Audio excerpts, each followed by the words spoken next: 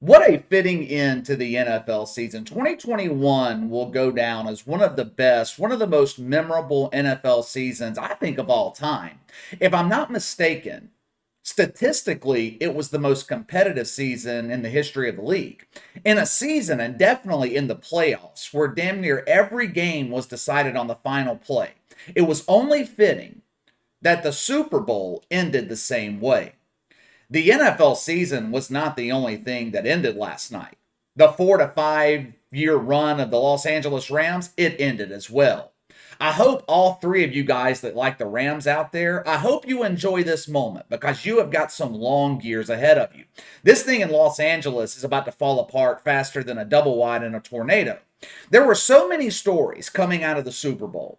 I'm going to combine a couple of what I thought were the biggest ones into this one video. But before we get into it, let me ask you something. Correct me if I'm wrong. Isn't California one of the only states left who still have a mask mandate?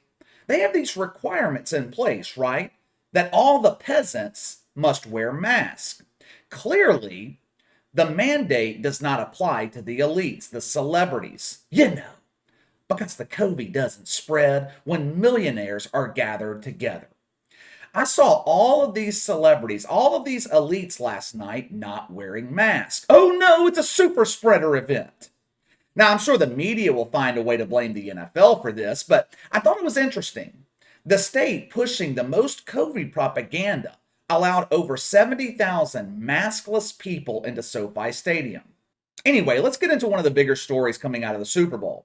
And the only reason this is even a story at all is because one identifier on Twitter pointed this out and the rest of the bums ran with it. I didn't even notice this last night when it happened. The Super Bowl halftime show, I thought it was phenomenal. One of the best I've ever seen. Now, I'm a bit biased. I'm a millennial. I came of age in the late 90s, early 2000s. The halftime show last night, it was the soundtrack to my high school and college partying days. Dre, Snoop, Mary J, 50, Eminem. All of these are icons, all symbols of my generation. Now, I guess we should not be surprised that Eminem is the one generating the most headlines. He's made a career of being shocking and controversial. But what he did last night, I wouldn't call it controversial as much as I would call it bullshit. During the middle of the halftime show, after Eminem finished performing his set, after he showed over 100 million people that he is still one of the better performers out there, he couldn't just leave it at that. He couldn't allow us to live in the moment, respect him for his talent. No, no, no, no. Eminem had to take the opportunity to show all of us that not only is he extremely talented, he's also extremely delusional. Watch for yourself.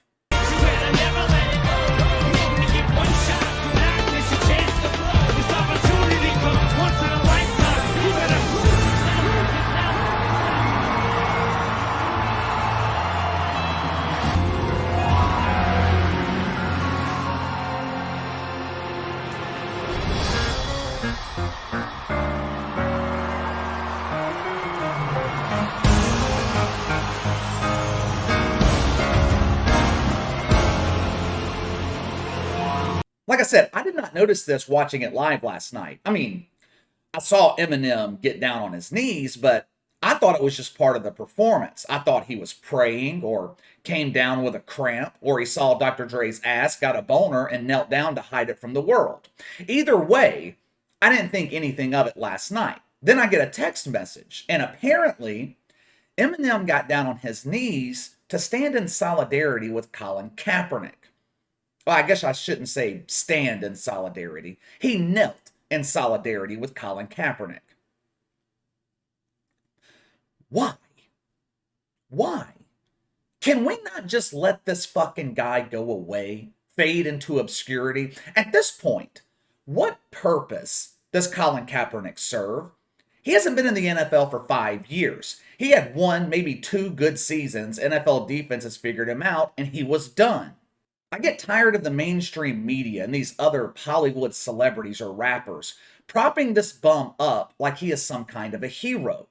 What the hell has Colin Kaepernick done that was heroic?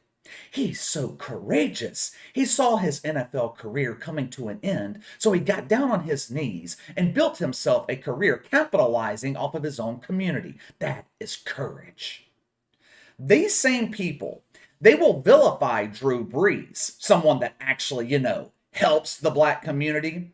They will vilify Drew Brees because he is vocal in his support of the military. The men and women who risk their lives to give Colin Kaepernick the right to be a dumbass, those people. But Eminem, he won't stand in solidarity with someone like Drew Brees. He will get on his knees, though, in support of Colin Kaepernick, the man who refuses to be interviewed, who refuses to defend his baseless claims, the man who is getting rich by victimizing himself and his own community. Several media outlets are reporting that the NFL told Eminem that he was not allowed to kneel during the halftime show. The NFL front office, they didn't want to politicize the Super Bowl. They didn't want to politicize the halftime show. Now, if this were the NBA, it would be completely different.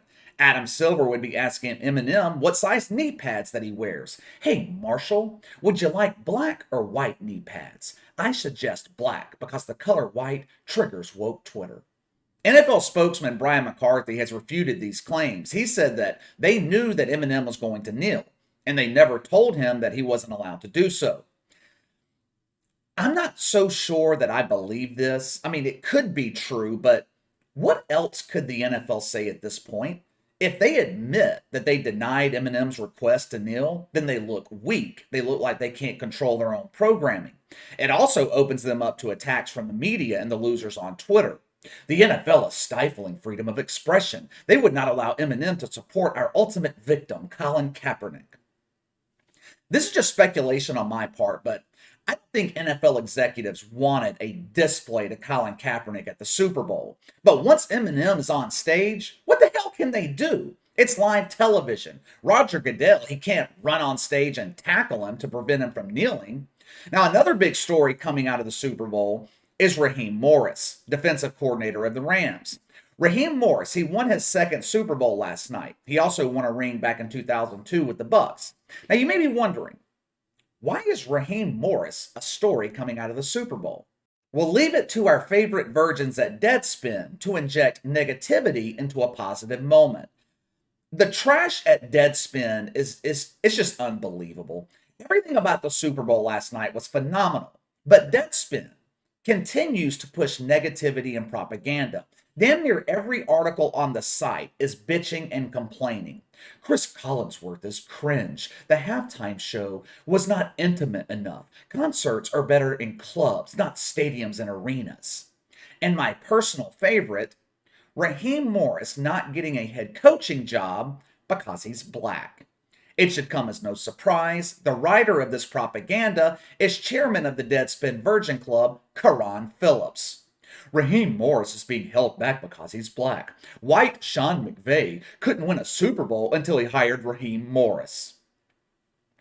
Look, Raheem Morris is a great coach, great defensive coordinator, well liked, well respected by his players. Will he get another head coaching opportunity in the NFL one day? Maybe so. But some guys are better coordinators than they are head coaches. Not everyone is cut out to be a head coach. Greg Williams is a prime example. Greg Williams has been coaching in the NFL since 1990. You know how many head coaching opportunities that he's been given? One. He coached the Bills from 2001 to 2003. Now, he was the interim coach in Cleveland for half the season in 2018. But is Greg Williams being held back because he's white? No, he's just a better defensive coordinator than he is a head coach. Raheem Morris has already been given 2 head coaching opportunities. He failed each time. He was 17-31 3 years in Tampa. He was the interim head coach most of the season in Atlanta last year. He went 4-7. Now, Carron Phillips insinuates that he turned the Falcons season around. Atlanta was 0-5 when Raheem Morris took over. He was responsible for all their wins. Yeah. All fucking 4 of them. He also lost 7 times. You know what 4 wins get you in the NFL? A high draft pick. Carron Phillips claims that black coordinators have coached in the Super Bowl the last couple of years, but have been overlooked for head coaching positions. Yeah, so have white coordinators. You know who was the last coordinator that coached in the Super Bowl and was given a head coaching job? Brian Flores. Carron Phillips, he closes his shitty propaganda piece by saying the Super Bowl proves how great black coaches are, but NFL owners, they just don't see it that way. It says this is what happens when you don't see color. Really? Really? You people are the ones that view everything through the lens of race. You people make everything a racial issue. Then you want to claim that you don't see color? I guess it's partially true because these people are colorblind. They only see black and white. There's also this false narrative that white coaches are given multiple head coaching opportunities in the NFL, while black coaches only get one chance. They like to point to Adam Gase, who was absolutely god awful. He was terrible in Miami, then he was hired by the Jets, where he continued his trend of sucking. But correct me if I'm wrong. Didn't the Texans just hire Lovie Smith, a guy who hasn't seen the playoffs in over 10 years? The guy who went 8-24 in Tampa? Lovie Smith was just given his third head coaching opportunity. More than likely, Brian Flores was about to be given his second coaching opportunity until he filed his lawsuit and flushed his NFL career. Ron Rivera, minority head coach, given another chance in Washington. Hugh Jackson went 8-8 his first coaching stint in Oakland. He was given a second chance in Cleveland. He won one game his first 2 years. One fucking game in 2 years. The Browns still brought him back for a third season. Tony Dungy, fired by the Bucks, given another chance with the Colts. Herm Edwards went 39-41 with the Jets, got fired after a 4-12 season. He was immediately hired by the Chiefs. Romeo Crennel, 24-40 in Cleveland, went to Kansas City, went 4-15. Do I need to keep going? So-called journalists like Carron Phillips, they'll never point out those facts to you because it doesn't fit their narrative. But let me know what you guys think. Give me your thoughts on the Super Bowl halftime show, Eminem kneeling, and Deadspin being Deadspin. Sound off in the comments below. Make sure to like and subscribe. Click the notification bell to receive all notifications from the channel. Best way to contact me is by email at btlkc84@gmail.com, KC_BTL84 on Twitter. I'll see you guys later.